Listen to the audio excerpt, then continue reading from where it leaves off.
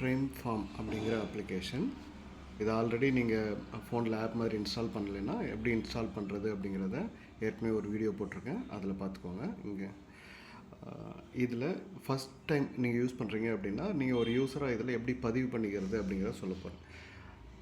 இதில் ஆல்ரெடி நான் லாகின் பண்ணியிருக்கேன், அதனால் இதை நான் லாக் அவுட் பண்ணிக்கிறேன் இப்போதைக்கு.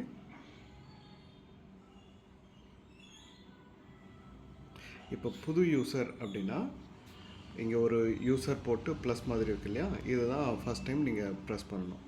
புது யூஸராக சைன்அப் பண்ணுறதுக்காக இது கொடுத்துட்டேன். யூசர் நேம் அப்படின்னு கேட்குது.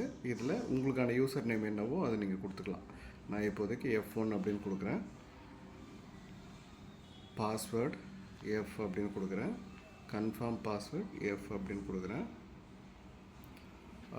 ரோல் ஃபார்மர், பப்ளிக், ஈவெண்ட் ஆர்கனைசர்னு 3 ரோல் இருக்குது. ஃபார்மர் அப்படின்னா அவங்க ஒரு ஃபார்மர் ரெக்கார்டை க்ரியேட் பண்ணிவிட்டு அவங்களுக்கான ப்ராடக்ட்ஸ் என்ன சேல்க்கு இருக்கோ அந்த டீட்டெயிலெல்லாம் பதிவு பண்ணுறதெல்லாம் பண்ணிக்கலாம்.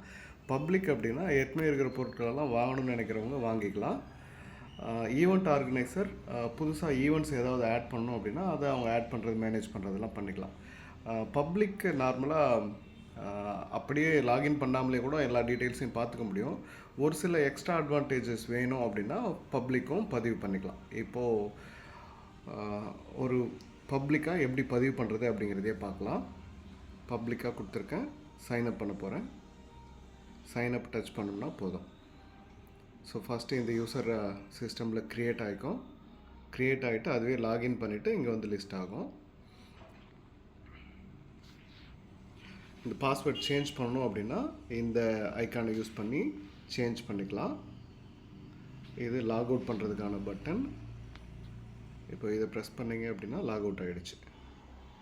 மறுபடியும் ப்ரெஸ் பண்ணுறேன். லாகின் பண்ணுறதுக்கு F1 அப்படிங்கிற நேம் கொடுத்துருந்தேன், பாஸ்வேர்டு F கொடுத்துருந்தேன், லாகின் கொடுக்குறேன். இப்போது லாகின் ஆகிடுச்சு. இது சேஞ்ச் பாஸ்வேர்டுக்கு. ஸோ இந்த யூசர் நேம் F1க்கு கரண்ட் பாஸ்வேர்ட், நியூ பாஸ்வேர்டுன்னு கொடுத்துட்டு பாஸ்வேர்டு சேஞ்ச் பண்ணுறதுனா பண்ணிக்கலாம். இது நோட்டிஃபிகேஷன் எனேபிள் பண்ணுறதுக்கான பட்டன். ஸோ நோட்டிஃபிகேஷன்ஸை எனேபிள் பண்ணிக்கலாம். இப்போது எனேபிள் பண்ணிக்கிறேன். பர்மிஷன் கேட்கும், அலோவ் கொடுத்துருங்க. இப்போ நோட்டிஃபிகேஷன்ஸ் எனேபிள் பண்ணியிருக்கோம். பட் ஸ்பெசிஃபிக்காக எந்த நோட்டிஃபிகேஷனும் இப்போதைக்கு வராது. ஏன்னா எந்த நோட்டிஃபிகேஷன் வேணும் அப்படிங்கிறத இதுக்கப்புறம் தான் நம்ம கொடுக்கணும். இப்போ ஈவெண்ட்ஸ் அப்படிங்கிறது ஒரு செக்ஷன் இருக்கு இல்லையா, இதில் வந்தோம்னா ஈவெண்ட்ஸ்க்கான ஒரு நோட்டிஃபிகேஷன் இருக்கும். இது டிஃபால்ட்டாக டிசேபிள் ஆகிருக்கு இல்லையா, இதை எனேபிள் பண்ணிக்கிறோம்.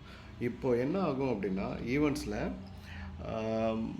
டெய்லி மார்னிங் ஒரு 7 o'clock அந்த மாதிரி ஒரு நோட்டிஃபிகேஷன் ஒன்று வரும். அதில் இன்றைக்கி என்ன ஈவெண்ட்ஸ் இருக்கோ அந்த டீட்டெயில், நாளைக்கு என்ன ஈவெண்ட்ஸ் இருக்கோ அந்த டீட்டெயில் ஒரு நோட்டிஃபிகேஷனாக வரும்.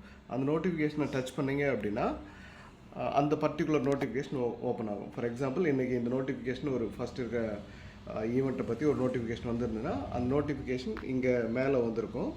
இதில் நீங்கள் டச் பண்ணிங்க அப்படின்னா இந்த மாதிரி அந்த ஒரு நோட்டிஃபிகேஷனோட டீட்டெயில் மட்டும் ஓப்பன் ஆகும், பார்த்துக்கலாம். ஒவ்வொரு ஈவெண்ட்டுக்கும் தனித்தனியாக ஒரு நோட்டிஃபிகேஷன் வரும்.